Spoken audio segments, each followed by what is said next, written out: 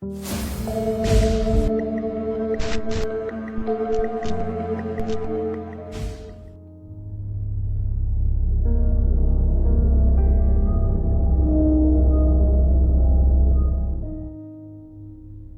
sebuah kantor kecil yang berlokasi di Solo, suasana kerja belakangan ini terasa berbeda. Beberapa staf tampak lebih bersemangat dari biasanya, bukan karena bonus akhir tahun atau kabar kenaikan gaji, melainkan karena kabar bahwa salah satu atasan mereka, Pak Moko, akan segera menikah. Meski usianya baru 28 tahun, jabatan dan wibawa yang ia miliki membuat semua bawahannya sudah terbiasa menyapanya dengan sebutan Pak. Pak Moko dikenal sebagai atasan yang ramah dan membumi. Ia bukan tipe bos yang kaku atau menjaga jarak. Di luar pekerjaan, ia bisa ikut bercanda dan makan siang bareng staf lainnya. Namun saat jam kerja tiba, ia tetap tegas dan profesional. Hubungan antara atasan dan bawahan di kantor itu bisa dibilang cukup harmonis. Maka tak heran ketika kabar pernikahan Pak Moko tersebar, suasana kantor pun berubah menjadi penuh gurauan dan antusiasme. Sudah sekitar sebulan sebelum hari H, rekan-rekan di kantor mulai heboh membicarakan acara tersebut. Mereka saling bertanya-tanya, kapan tanggalnya, di mana lokasinya, dan tentu saja apakah mereka akan diundang semua. Sebagian besar yakin akan dapat undangan karena Pak Moko sendiri sudah memberi sinyal bahwa acara ini akan terbuka bagi hampir semua karyawan. Salah satu staf perempuan bernama Ayu pun ikut merasa senang mendengar kabar itu. Ia bekerja di bagian administrasi dan cukup sering berinteraksi langsung dengan Pak Moko. Meskipun tidak bisa dibilang dekat secara pribadi, Ayu menyukai suasana kerja yang hangat dan menghargai bagaimana Pak Moko memperlakukan staf tanpa membeda-bedakan. Ia merasa senang bisa menjadi bagian dari momen bahagia itu. Beberapa hari sebelum hari pernikahan, undangan resmi pun dibagikan. Dicetak rapi dalam amplop merah muda dengan ornamen keemasan. Ayu membuka undangannya di meja kerja dengan rasa ingin tahu yang tinggi. Namun, alih-alih menemukan lokasi di dalam kota, matanya justru berhenti sejenak saat membaca alamat resepsi. Acara akan dilangsungkan di sebuah desa kecil di arah timur dari Solo, sekitar 1 jam perjalanan naik motor. Yang lebih mengejutkan, acara resepsi diadakan pada malam hari, sekitar pukul 8 malam. Beberapa rekan kerja bahkan berseru saat membuka undangan mereka. Ada yang menyambut gembira karena bisa sekalian jalan-jalan, namun ada pula yang bingung. Lokasi yang jauh dan waktu acara yang malam membuat mereka harus memikirkan ulang rencana pulang. Maka mulai banyak yang sepakat untuk menyewa losmen atau penginapan secara kolektif. Namun tidak semua bisa ikut menginap. Ayu, contohnya, tahu betul bahwa ayahnya tidak akan mengizinkan dia bermalam di luar, apalagi setelah pulang larut malam dari acara yang di luar kota. Bukan karena keluarganya kolot, tapi lebih karena ayahnya sangat menjaga dan berhati-hati. Maka Ayu mengambil langkah aman. Ia tidak mengajukan izin menginap. Ia hanya bilang pada ayahnya bahwa malam minggu nanti ia akan menghadiri kondangan di luar kota dan akan pulang malam itu juga bersama seorang rekan kantor bernama Aryo. Ayah Ayu sempat menanyakan siapa Aryo itu. Ayu menjelaskan bahwa Aryo adalah teman kantor yang baik dan ia akan datang menjemput serta mengantarnya pulang. Sang ayah pun hanya berpesan agar Ayu berhati-hati di jalan dan tidak lupa kabari jika sudah sampai lokasi. Ayu mengangguk lega bahwa izin telah diberikan meski dengan syarat tak menginap. Sebenarnya, Ayu juga sempat bingung. Ia tidak bisa membawa motor sendiri karena belum terbiasa bepergian jauh di malam hari. apalagi ke tempat yang belum pernah ia kunjungi. Untungnya Aryo, rekan kantor yang terkenal ceplas-ceplos namun baik hati, datang menawarkan bantuan. Ia bilang kalau dirinya juga belum punya pasangan berangkat, dan jika Ayu belum ada tumpangan, ia bisa boncengkan. Mereka memang sudah cukup akrab di kantor, sering bercanda ringan saat istirahat. Maka tawaran itu pun diterima oleh Ayu dengan satu syarat.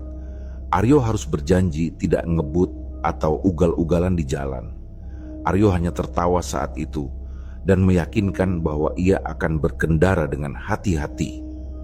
Bahkan ia berkata akan mampir terlebih dahulu ke rumah Ayu dan memperkenalkan diri ke ayahnya sebelum berangkat. Ayu merasa sedikit lebih tenang setelah mendengar niat baik itu. Hari Sabtu yang dinanti pun tiba. Sejak siang, grup kantor sudah ramai dengan foto-foto teman-teman yang berangkat lebih awal menggunakan mobil atau motor pribadi. Sebagian besar sudah tiba di penginapan terdekat dan bersiap menuju lokasi resepsi malam harinya. Sementara itu, Ayu menunggu di rumah, berdandan rapi mengenakan gamis biru tua yang sederhana namun elegan. Ia sengaja memilih pakaian yang sopan dan tidak mencolok, agar tidak menimbulkan kesan macam-macam di hadapan ayahnya. Sekitar pukul 5 sore, suara motor berhenti di depan rumah. Aryo datang mengenakan jaket hitam dan celana jeans gelap, membawakan helm tambahan untuk Ayu. Ia turun dari motor dan langsung menghampiri pintu pagar rumah. Ayah Ayu membukakan pintu dan menyambut Aryo dengan sikap ramah. Mereka sempat berbincang ringan. Aryo memperkenalkan diri sebagai rekan kerja Ayu dan menyatakan bahwa ia hanya akan mengantar Ayu ke kondangan, lalu bersama-sama pulang malam itu juga. Sang ayah tampak lega setelah melihat bahwa Aryo bukan sembarang orang. Setelah berpamitan, Ayu dan Aryo pun berangkat. Motor mereka perlahan meninggalkan deretan rumah warga, memasuki jalan-jalan utama Solo yang mulai lengang. Udara sore itu terasa sejuk, namun di balik semilir angin yang menyentuh wajah, Ayu mulai merasakan kegelisahan kecil. Motor yang dikendarai Aryo melaju perlahan meninggalkan hiruk-pikuk kota Solo. Suara klakson dan kendaraan mulai menghilang, digantikan oleh deru mesin motor dan hembusan angin malam yang dingin menusuk kulit. Lampu jalan mulai jarang ditemui, dan sinar-sinar dari rumah penduduk berganti menjadi pekatnya bayangan pohon di kanan kiri jalan. Ayu, yang duduk membonceng di belakang, menggenggam ujung rok panjangnya erat-erat agar tak terbang ditiup angin. Di dalam tas kecilnya, undangan pernikahan yang telah dilipat dua ia genggam. Sekitar 20 menit pertama terasa masih tenang. Jalanan lurus dan petunjuk arah keluar kota masih cukup jelas. Namun setelah itu, suasana berubah. Jalan yang semula mulus mulai bergelombang. Lampu-lampu kota memudar, digantikan oleh tanah terbuka, sawah gelap, dan sesekali pohon besar yang berdiri diam seperti penjaga tua di tengah malam. Aryo sempat menoleh dan berkata bahwa ia mulai tidak yakin dengan arah yang mereka ambil. Peta kecil di undangan hanya menampilkan jalur secara kasar tanpa nama jalan atau titik referensi yang pasti. Ia mengaku belum pernah ke daerah itu sebelumnya. Ayu mengangguk walau dalam hati ia mulai cemas. Ia merasa terlalu bergantung pada orang yang juga tidak yakin arah, tapi ia mencoba menenangkan diri.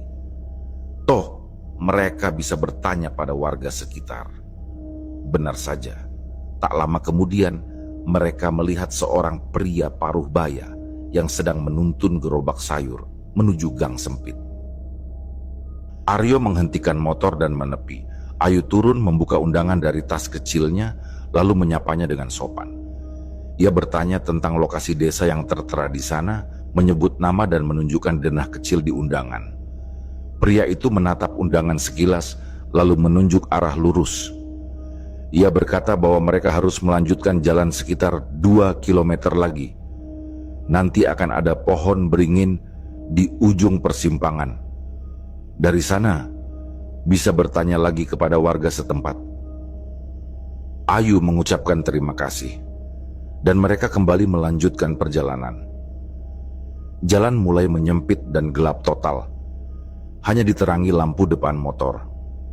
Di kanan kiri hanya gelap, tidak ada rumah, tidak ada toko. Bahkan suara jangkrik pun seolah malas bersuara. Udara semakin dingin dan lembab. Beberapa bagian jalan berubah menjadi tanah berkerikil, membuat Aryo memperlambat laju motor. Ayu menoleh ke kanan dan ke kiri, memperhatikan suasana sekitar yang semakin asing. Tidak ada suara lain kecuali angin yang kadang berdesir melewati daun-daun pohon. Sekitar 15 menit berlalu, mereka mulai bingung. Sudah lebih dari 2 kilometer, namun tidak juga menemukan persimpangan atau pohon beringin yang dimaksud. Saat waktu menunjukkan pukul 8 malam lewat 10 menit, Ayu melihat jam ponselnya dan berkata pelan bahwa mereka seharusnya sudah sampai. Aryo hanya menggumam, matanya terus menyapu jalan, berusaha mencari sesuatu yang bisa dijadikan patokan. Tak lama kemudian, mereka melihat nyala api kecil di tepi jalan. Seorang lelaki tua tampak sedang jongkok di tanah, membakar tumpukan ranting dan sampah kering. Cahaya api menyoroti sebagian wajahnya yang kurus dan cekung.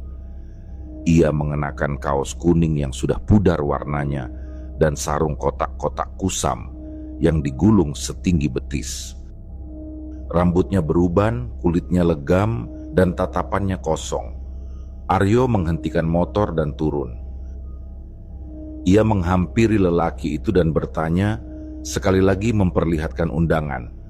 Lelaki itu tidak langsung menjawab. Ia hanya menatap Aryo cukup lama sebelum akhirnya mengangguk pelan. Katanya, mereka hampir sampai. Jalan di depan harus diikuti hingga bertemu tugu batu besar yang berdiri di tengah perempatan. Dari sana mereka harus belok kiri. Di balik belokan itu, menurutnya desa tujuan mereka sudah dekat. Nada bicaranya pelan dan datar. Tapi ada sesuatu dari sorot matanya yang membuat Aryo merasa sedikit tidak nyaman. Tatapan lelaki itu dalam, seperti tahu sesuatu yang tak dikatakan. Aryo mengucapkan terima kasih dan kembali ke motor. Ia menceritakan arahan lelaki itu kepada Ayu. Meski agak ragu, mereka tak punya pilihan lain. Maka mereka kembali melaju. Jalan semakin sempit dan meliuk-liuk. Beberapa kali mereka harus menghindari lubang besar di jalan yang hampir tak terlihat. Sekitar 10 menit kemudian, mereka benar-benar menemukan tugu batu besar di tengah perempatan. Tugu itu tidak berwarna. Hanya sebongkah batu besar berlumut yang tampak seperti diletakkan begitu saja di tengah aspal. Tidak ada papan nama, tidak ada lampu. Hanya bentuknya yang berdiri mencolok di tengah gelap. Ayu merasa bulu kuduknya meremang. Ia tidak tahu kenapa, tapi tugu itu tampak terlalu tua, terlalu sunyi. Ia tidak berkata apa-apa, hanya menoleh pada Aryo yang kemudian membelokkan motor ke kiri, mengikuti arahan si lelaki berbaju kuning tadi. Jalan setelah perempatan itu bahkan lebih sempit lagi. Di kanan kiri mulai tampak pohon-pohon besar yang batangnya saling bersinggungan. Suara motor seperti tercekik oleh sunyi yang menggantung di udara. Setelah beberapa ratus meter, mereka mulai merasa bahwa mereka sudah terlalu jauh. Tidak ada tanda-tanda keramaian, tidak ada suara pesta, tidak ada nyala lampu, tidak ada kendaraan parkir, bahkan tidak ada satu rumah pun yang terlihat. Ayu mulai cemas. Ia berkata pelan bahwa mereka mungkin sudah salah arah. Aryo mengangguk, wajahnya terlihat lebih tegang. Mereka akhirnya berhenti di sebuah tanah lapang kecil di mana tampak seorang lelaki tua sedang duduk di bangku bambu di depan rumah kayu yang nyaris gelap. Ayu kembali turun, dan kali ini ia yang bertanya. Lelaki tua itu melihat undangan, lalu mengerutkan kening. Ia berkata bahwa mereka salah arah. Desa tujuan mereka seharusnya dicapai dengan belok kanan di Tugu Batu tadi, bukan kiri. Ayu bingung. Ia berkata bahwa sebelumnya mereka ditunjukkan arah oleh lelaki lain dan disuruh belok kiri. Mendengar itu, si lelaki tua hanya menghela napas berat. Ia berkata bahwa banyak orang luar yang tersesat di malam-malam seperti ini karena terlalu percaya pada siapapun yang ditemui di jalan. Aryo mengangguk pelan. Ia meminta maaf dan mengucapkan terima kasih. Namun dalam hati, ia merasa ada sesuatu yang aneh. Suara lelaki tua itu terdengar seperti sindiran, seolah mereka telah melanggar sesuatu. Mereka kembali ke motor dan memutar balik. Jalan kembali dilalui dalam diam. Angin malam seolah lebih dingin. Perasaan tak nyaman makin kuat menggelayuti mereka. Setelah mengikuti petunjuk dari lelaki tua di depan rumah gelap, Aryo dan Ayu kembali melaju menyusuri jalan sempit yang ditingkahi suara ranting kering terinjak ban. Suasana di sekeliling mereka tak kunjung terasa normal.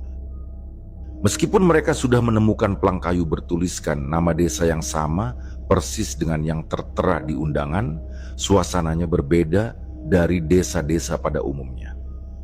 Plang tersebut berdiri miring, ditopang dua tiang bambu tua yang sudah mulai lapuk. Cat pada huruf-hurufnya nyaris pudar. Di belakang plang itu terbentang jalanan desa yang sunyi, dengan rumah-rumah berarsitektur kuno berdiri diam tanpa tanda kehidupan. Begitu memasuki desa itu, Ayu langsung merasakan sesuatu yang tidak nyaman. Ia menoleh ke kanan dan kiri, memperhatikan rumah-rumah yang tampak seperti tak dihuni. Beberapa pintunya terbuka setengah. Jendela-jendelanya gelap dan kosong, memantulkan cahaya dari lampu motor mereka. Jalanan berbatu mulai berganti dengan tanah padat yang keras, menandakan mereka sudah semakin masuk ke dalam. Di kejauhan terdengar samar suara musik dangdut yang diputar dari speaker. Suara itu terdengar seperti berasal dari dalam lorong, jauh namun cukup jelas untuk memberikan rasa lega. Setelah 2 jam lebih berkutat di jalanan gelap, suara musik itu terasa seperti suara kehidupan. Aryo memperlambat motor dan menoleh ke Ayu, memastikan bahwa suara itu nyata. Ayu mengangguk kecil, matanya tetap waspada. Mereka mengikuti sumber suara itu, dan setelah melewati 2 tikungan kecil, cahaya lampu warna-warni tampak memantul dari gang sempit yang dipenuhi kendaraan parkir. Akhirnya mereka sampai di lokasi resepsi. Sebuah rumah besar dengan halaman luas telah dihias meriah. Di tengah halaman berdiri tenda sederhana dengan kursi-kursi plastik berjajar dan meja prasmanan di ujung kanan. Beberapa teman sekantor sudah terlihat berkumpul, duduk sambil menikmati hidangan malam. Suara musik keras bercampur tawa membuat suasana terasa begitu kontras dibandingkan kesunyian yang baru saja mereka lewati. Begitu melihat kedatangan Aryo dan Ayu, beberapa teman langsung melambai dan menggoda mereka.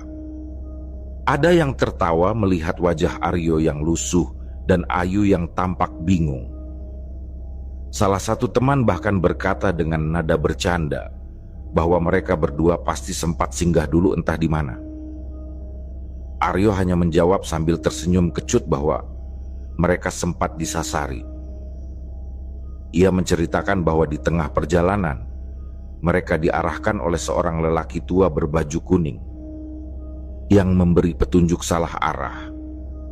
Wajah Aryo berubah serius saat mengucapkan itu.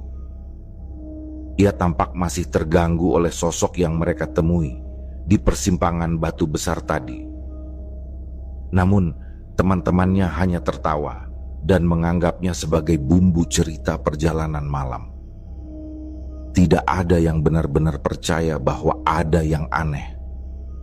Hanya Ayu yang tetap diam, matanya menatap keluar tenda ke arah jalan gelap tempat mereka tadi datang. Dalam hati, ia merasa lelaki berbaju kuning itu bukan orang biasa. Mereka tidak berlama-lama di pesta. Setelah menyantap sedikit hidangan dan menyapa beberapa rekan, Ayu mengisyaratkan pada Aryo untuk segera pulang. Ia mulai merasa lelah dan perasaan tidak nyaman itu belum juga hilang. Waktu sudah hampir pukul 10 malam ketika mereka berpamitan kepada tuan rumah dan teman-teman lainnya. Salah satu teman perempuan sempat menyarankan agar Ayu menginap saja bersama rombongan perempuan lain yang telah menyewa penginapan di dekat situ. Namun Ayu menolak halus, berkata bahwa ia tidak izin pada ayahnya untuk menginap. Ia harus pulang malam itu juga. Mereka pun meninggalkan lokasi resepsi. Jalan keluar dari desa kembali sunyi. Musik dangdut terdengar makin pelan dan akhirnya lenyap saat mereka menjauh. Jalan yang tadinya dilalui dengan rasa penuh harap, kini terasa lebih berat dan kosong. Udara malam terasa lebih dingin dan angin mulai bertiup kencang melewati pohon-pohon yang tumbuh di kanan kiri jalan. Ketika mereka mendekati jalan keluar dari desa, tepat di tikungan yang sebelumnya sepi, Aryo tiba-tiba mengerem mendadak. Dalam sorot lampu jarak jauh, hanya beberapa meter di depan, muncul sosok seseorang yang berdiri diam di pinggir jalan. Sosok itu tidak bergerak, hanya menatap lurus ke arah mereka. Begitu mendekat, Ayu melihat dengan jelas. Lelaki tua itu mengenakan kaos kuning yang sama, dengan sarung kotak-kotak pudar.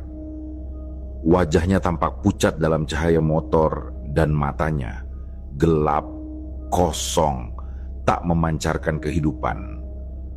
Aryo yang terkejut sempat membelokkan stang motor ke kanan untuk menghindar, namun ban depan motor tergelincir karena tanah basah. Dalam hitungan detik, tubuh mereka terlempar ke pinggir jalan, motor terguling. Ayu terjatuh dan tubuhnya menghantam rerumputan basah. Namun anehnya, tidak ada rasa sakit. Ayu membuka mata perlahan. Ia mendapati dirinya terbaring di tanah, namun tidak merasa perih atau terluka. Kain roknya masih utuh, tangannya bersih. Ia mengangkat kedua lututnya, memeriksa apakah ada goresan, dan tidak ada. Bahkan kakinya yang terkena tanah hanya kotor lumpur, tanpa satupun luka. Aryo buru-buru bangkit dan berlari ke arah Ayu. Wajahnya pucat dan cemas.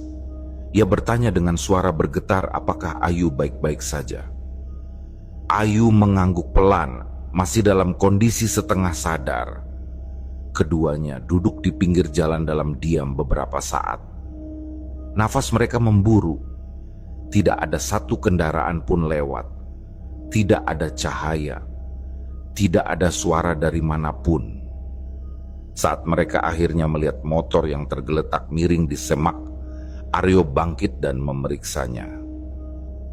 Anehnya motor itu tidak rusak. Tidak ada goresan pada spion, tidak ada penyok di bodi, dan ban masih utuh. Seolah motor itu tidak pernah jatuh. Namun satu hal yang paling mengganggu adalah sosok lelaki berbaju kuning itu telah menghilang.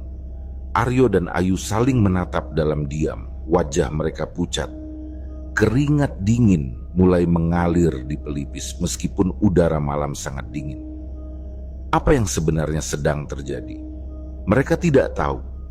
Setelah memastikan bahwa Ayu benar-benar tidak mengalami luka dan motor mereka tidak mengalami kerusakan parah, Aryo mencoba menyalakan mesin.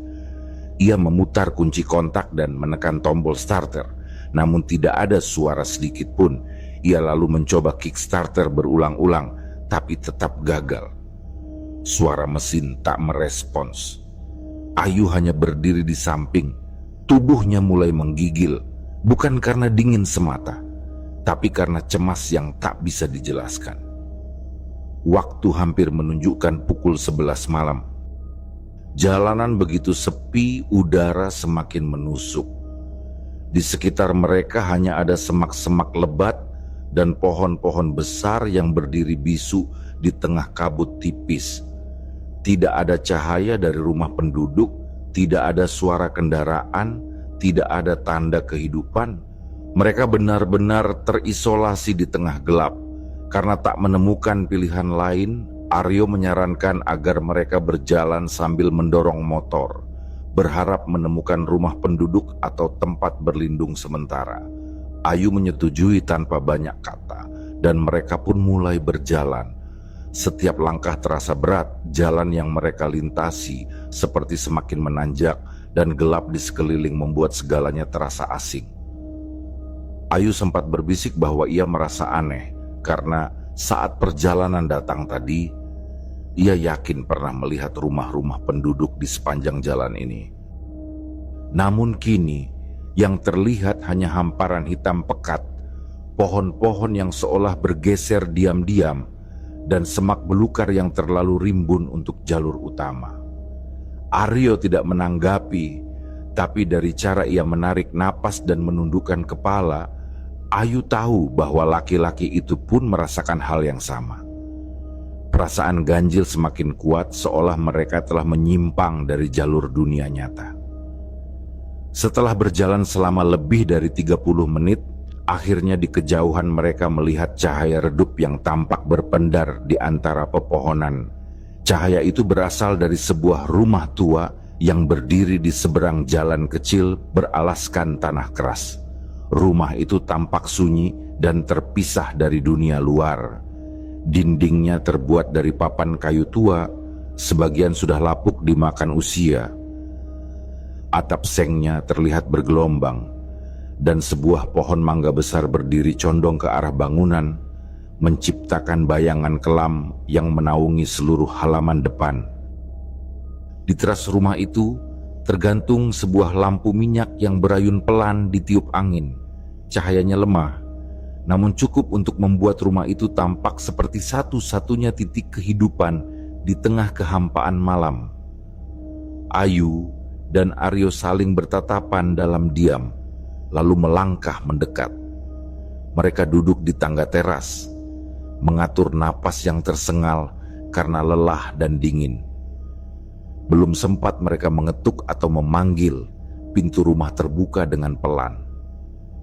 Dari dalam muncul sosok seorang nenek tua yang mengenakan kebaya abu-abu dan kain batik pudar. Wajahnya dipenuhi keriput, namun matanya tajam dan waspada. Rambutnya disanggul rapi, meski beberapa helai tergerai di pelipis.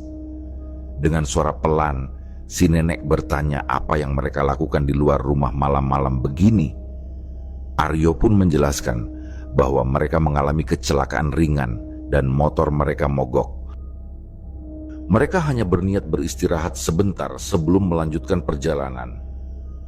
Si nenek tampak memahami, lalu mempersilakan mereka duduk dan mengistirahatkan diri.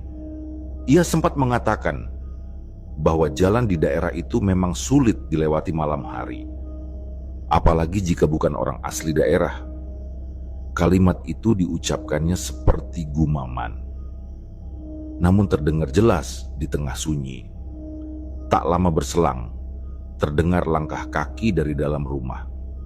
Seseorang muncul sambil membawa nampan berisi 2 gelas minuman. Ketika sosok itu keluar dari ambang pintu, Ayu merasa tubuhnya menegang. Yang muncul adalah lelaki tua yang sama persis, berbaju kaos kuning pudar dan bersarung kotak-kotak lusuh. Sosok yang tadi mereka lihat di jalan saat kecelakaan. Lelaki itu mengulurkan nampan tanpa kata, mempersilakan mereka minum. Ayu dan Aryo membeku. Mereka tidak berkata apa-apa. hanya menerima gelas dengan tangan gemetar dan menunduk dalam diam. Tatapan mereka tak berani menatap wajah lelaki itu terlalu lama. Lelaki itu lalu masuk kembali ke dalam rumah tanpa suara. Setelahnya, si nenek keluar lagi membawa piring berisi pisang rebus dan kacang. Ia meletakkannya di hadapan mereka, lalu duduk di lantai depan pintu. Dengan nada lembut, ia menyarankan agar mereka istirahat dulu. Katanya, mereka pasti kelelahan dan tak akan menemukan jalan keluar dalam keadaan seperti itu. Ayu merasa seperti sedang berada dalam mimpi. Semua terasa lambat, tak wajar, dan seolah setiap gerakan terbungkus kabut. Namun di balik keramahan itu, ada sesuatu yang dingin dan samar-samar mengancam dari dalam.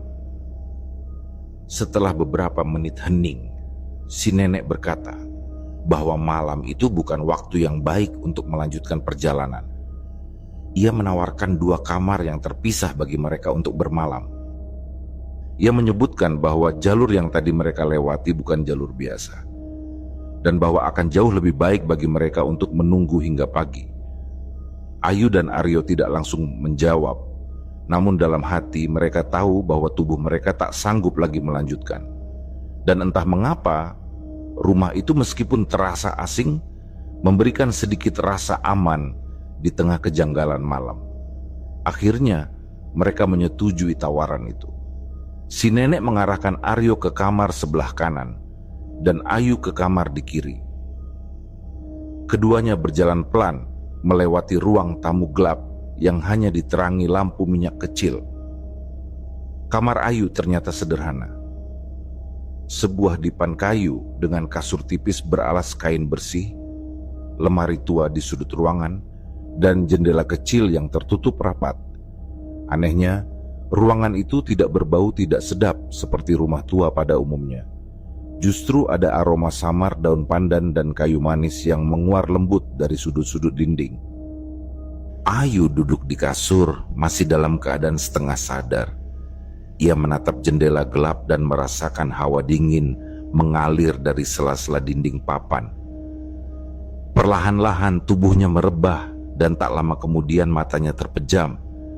Tidak ada mimpi, tidak ada suara, hanya gelap dan rasa tenang yang tidak seharusnya ada di tempat seperti itu. Esok paginya, Ayu terbangun dalam keadaan linglung. Matanya terbuka pelan, tapi kesadarannya belum sepenuhnya kembali. Ruangan di sekitarnya tetap sama seperti semalam. Dinding kayu kusam, lampu minyak di sudut kamar yang telah padam, dan langit-langit dari papan yang retak di beberapa bagian. Ia segera bangkit dan duduk di tepi dipan. Namun tubuhnya terasa berat, seolah semalaman ia tertindih sesuatu yang tak terlihat. Ia mencoba mendengarkan. Tidak ada suara ayam, tidak ada denting sendok dari dapur, tidak ada tanda-tanda kehidupan pagi yang biasanya akrab di desa. Yang terdengar hanyalah bisikan angin yang menyelusup di antara celah-celah dinding, membawa hawa dingin dan aroma lembab yang tidak ia kenali. Ayu melirik jam tangan kecilnya. Waktu menunjukkan pukul 7 pagi. Tapi cahaya yang masuk dari sela-sela jendela terlalu redup. Seolah pagi tidak pernah benar-benar datang. Rasa gelisah menjalar perlahan ke dadanya. Ia berdiri dan berjalan menuju jendela, membuka tirai tipis yang tergantung lemas di bingkainya. Namun, pemandangan yang terlihat justru membuatnya nyaris kehilangan keseimbangan. Di luar sana, bukan halaman rumah, bukan jalan desa, dan bukan pula pepohonan seperti yang ia ingat. Yang terbentang adalah hamparan rerumputan liar yang luas, dengan satu pohon besar berdiri sendiri di tengahnya. Tidak ada jalan, tidak ada rumah, tidak ada peradaban. Ayu bergumam dalam hati, mempertanyakan kemana desa itu menghilang. Ia mulai meragukan apa yang dialaminya semalam. Apakah semua itu nyata atau hanya mimpi aneh yang belum selesai? Langkah kaki mendekat dari luar kamar. Aryo muncul di ambang pintu dengan wajah kusut dan pandangan bingung. Ia berkata dengan suara parau bahwa sejak ia terbangun, ia merasa ada yang sangat janggal. Ia menyebut bahwa dirinya merasa seolah bangun, bukan di tempat yang sama seperti semalam, dan ia tidak mendengar suara apapun selain desiran angin. Ayu mengangguk pelan, lalu berkata bahwa ia juga merasakan hal serupa. Mereka berjalan perlahan ke ruang tengah, berniat mencari si nenek atau siapapun penghuni rumah itu. Tapi rumah itu kosong. Ruang tamu yang semalam diterangi cahaya lampu minyak kini gelap, berdebu, dan terasa dingin. Tidak ada sisa makanan, tidak ada bau kopi, tidak ada piring, sendok, ataupun jejak aktivitas manusia. Hanya kursi kayu tua dan meja panjang yang berdiri diam dalam gelap. Pintu depan mereka coba buka, tapi terkunci rapat. Gagang pintu dari kayu tua itu tidak bergeming meskipun Aryo mendorongnya dengan keras. Ia sempat berkata bahwa pintu itu seperti tidak pernah dimaksudkan untuk dibuka dari dalam. Ayu yang berdiri di belakangnya mulai merasakan kepanikan yang tidak bisa ia tahan. Ia menanyakan bagaimana jika mereka tidak bisa keluar dari tempat itu. Aryo diam sejenak, lalu berkata bahwa satu-satunya pilihan adalah mencari jalan lain. Mereka kemudian beralih ke jendela samping dan mencoba melihat keluar. Pemandangan yang sama tetap terpampang di sana, padang rumput, pohon besar di kejauhan, dan kabut tipis yang menggantung rendah di antara ilalang. Saat mereka hendak berbalik, sebuah suara muncul dari arah dapur. Suara yang pelan namun jelas, seperti suara orang tua yang berbicara dalam gumaman. Ketika mereka menoleh, sosok si nenek sudah berdiri di sana, mengenakan pakaian yang sama seperti malam sebelumnya. Wajahnya terlihat lebih tua, lebih kusam, dan sorot matanya seperti memudar. Nenek itu berkata bahwa jalan keluar bagi mereka sudah tertutup. Ia menyebut bahwa seharusnya mereka tidak datang ke tempat ini karena tempat itu bukan untuk semua orang. Ia melanjutkan bahwa tidak ada jalan keluar jika seseorang sudah terlalu dalam masuk ke jalur yang salah. Nada suaranya tetap lembut, namun kata-katanya menggantung dingin di udara. Aryo berusaha tetap tenang dan bertanya, apakah ada yang bisa mereka lakukan agar bisa kembali pulang? Namun si nenek hanya menatap mereka lama, kemudian berkata bahwa satu-satunya yang bisa mereka lakukan adalah menunggu pagi yang sebenarnya. Ia menambahkan bahwa malam kemarin bukan sekadar malam biasa, melainkan malam perbatasan, malam yang membuka celah antara dunia. Ayu merasa tubuhnya melemas. Ia duduk perlahan di lantai, matanya mulai berkaca-kaca. Ia bertanya dalam hati, apakah ini hukuman? Apakah mereka telah melakukan sesuatu yang salah? Ia lalu teringat lelaki tua berbaju kuning, sosok yang membuat mereka terjatuh dan menyebabkan semua ini terjadi. Aryo yang menatap keluar jendela tiba-tiba menyebut bahwa lelaki itu kembali terlihat. Ia berkata bahwa sosok pria bersarung itu kini berdiri di balik pohon besar di tengah padang rumput, memandang ke arah mereka tanpa bergerak sedikit pun. Nenek itu menoleh pelan ke arah jendela dan berkata bahwa mereka tidak boleh menatap balik. Ia menyebut bahwa pria itu bukan manusia, melainkan penjaga jalur, sosok yang menjemput mereka yang niatnya tidak bersih. Kalimat itu membuat dada Ayu terasa sesak. Nenek itu kemudian berkata bahwa tidak semua orang yang datang ke tempat ini bisa kembali pulang. Ia menyarankan agar mereka beristirahat lagi, karena semakin mereka melawan, semakin dalam mereka akan tenggelam dalam kebingungan. Namun tidak ada dari mereka yang mampu tidur kembali. Rumah itu kini bukan lagi tempat berlindung, melainkan penjara sunyi yang mengikat mereka dalam waktu yang tidak berjalan. Di luar, pagi tampak seperti senja yang tertahan. Di dalam, suara mereka hilang, hanya bergema dalam pikiran masing-masing. Waktu terus berjalan, namun bagi Ayu dan Aryo yang terkurung dalam rumah kayu tua itu, rasanya seolah hari tak pernah berganti. Suasana rumah masih hening dan murung, nyaris tak berpenghuni. Mereka tak lagi mendengar suara si nenek ataupun tanda-tanda kehidupan dari luar rumah. Hanya udara dingin dan aroma kayu basah yang terus menyusup lewat celah dinding, membungkus tubuh mereka dengan kegelisahan yang tak kunjung reda. Ayu duduk di tepi dipan, menggenggam kedua tangannya erat. Ia merasa seperti berada dalam sangkar yang terbuat dari waktu dan bayangan. Dari jendela kecil kamar, ia kembali menatap padang rumput yang sama, hamparan luas tanpa batas dengan satu pohon besar di tengahnya, berdiri angkuh di bawah langit yang abu-abu. Di bawah pohon itu masih tampak sosok lelaki bersarung berdiri kaku, wajahnya menunduk, namun keberadaannya seperti terus memandang ke arah mereka. Tak lama kemudian, Aryo mengetuk pelan pintu kamarnya. Wajahnya terlihat lebih kusut daripada sebelumnya, namun kini ada tekad dalam sorot matanya. Ia berkata bahwa mereka tidak bisa hanya duduk dan menunggu sesuatu yang tidak pasti.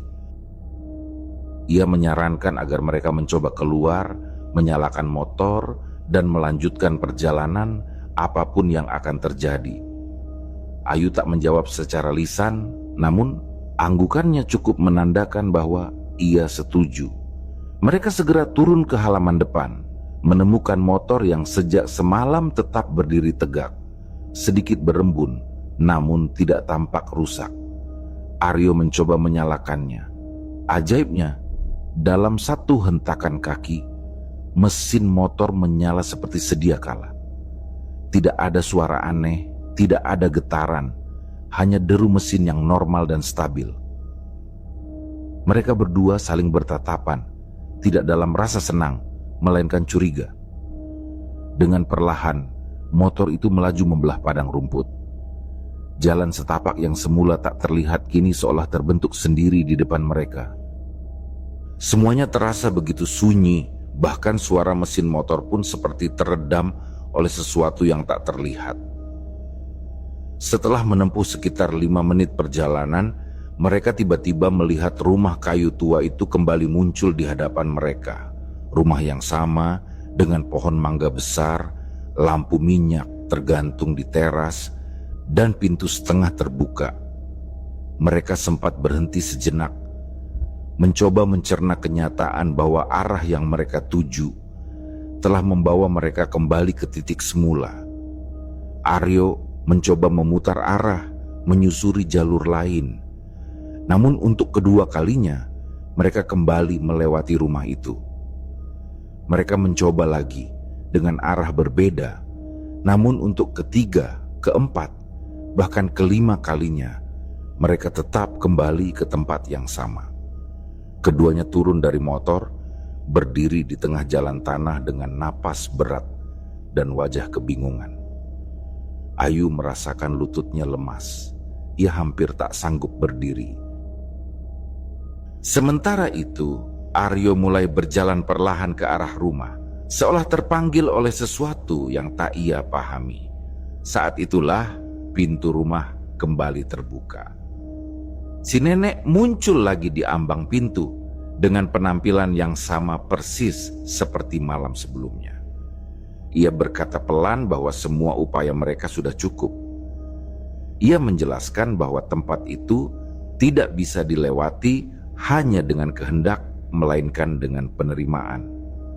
Nenek itu menambahkan bahwa siapapun yang masuk ke wilayah itu tanpa kesadaran hati akan terjebak di dalamnya hingga waktu dan niat bisa menyatu kembali. Ia mengajak mereka masuk sekali lagi, mempersilahkan mereka beristirahat untuk terakhir kalinya.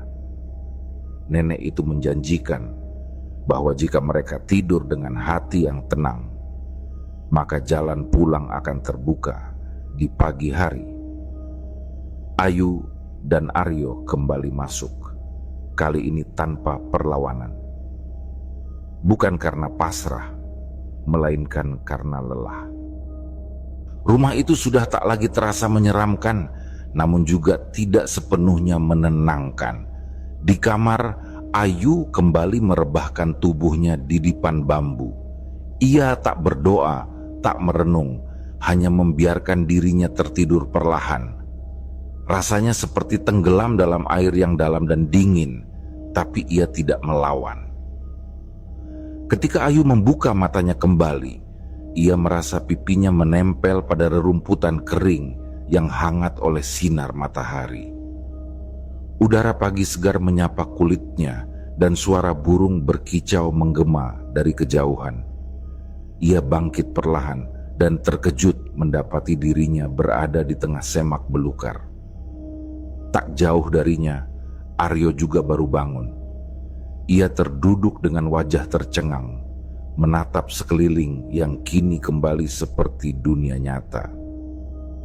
Motor mereka berdiri tegak di dekat jalan tanah biasa, bukan padang rumput aneh seperti sebelumnya.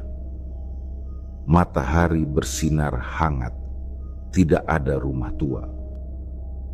Tidak ada pohon besar, tidak ada bayangan lelaki bersarung, hanya semak liar dan jalan kecil menuju arah kota.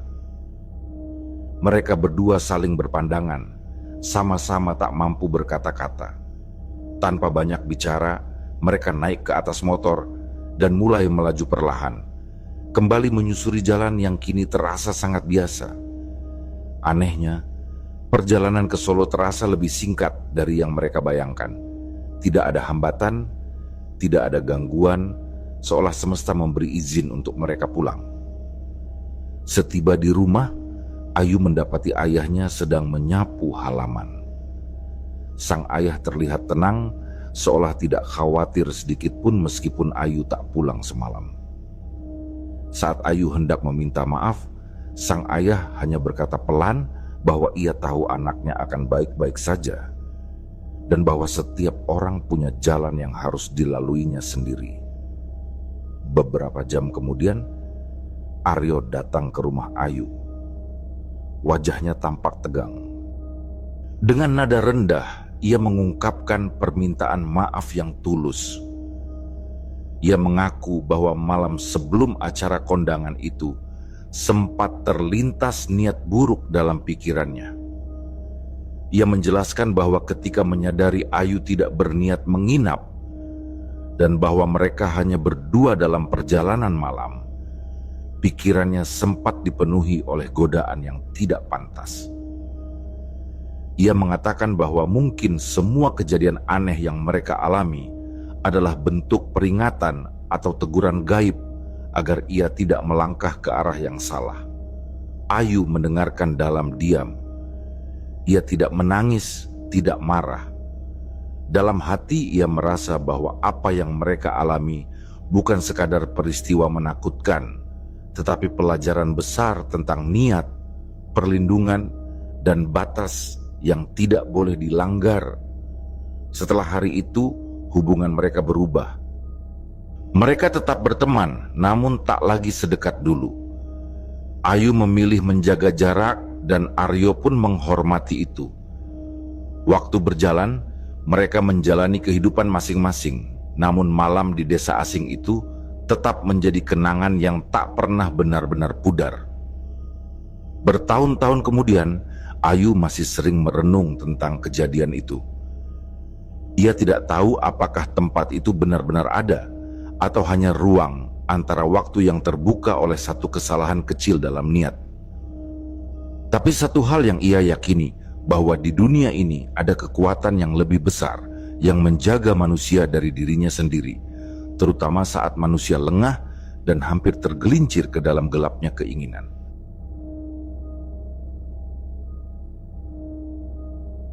Demikianlah kisah yang kami bawakan ini, semoga kisah ini dapat menghibur teman-teman semua dan diharapkan cerita ini bisa bermanfaat. Baiklah, terima kasih untuk teman-teman yang telah mendengarkan cerita ini dan juga yang telah mendukung channel ini. Semoga kebaikan yang dilakukan teman-teman dibalas oleh Allah Subhanahu wa Ta'ala dengan hal-hal yang lebih baik dan lebih bermanfaat dalam kehidupan. Saya mohon maaf apabila ada kesalahan dalam perkataan ataupun pengucapan dalam menceritakan kisah ini. Sampai jumpa lagi di kisah kami berikutnya. Semoga sehat dan sukses selalu untuk kita semua.